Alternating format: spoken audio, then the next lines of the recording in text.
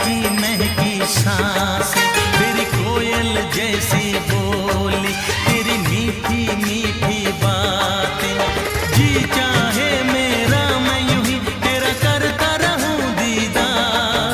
कुदरत ने बनाया होगा फुर्सत से तुझे मेरे यार, कुदरत ने बनाया होगा फुर्सत से तुझे मेरे यार। कितना हसीन चेहरा।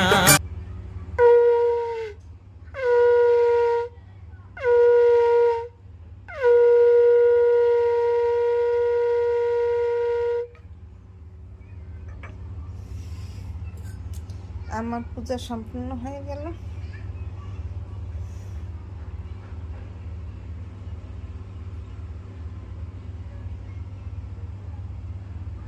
এখন প্রণাম করে নেব।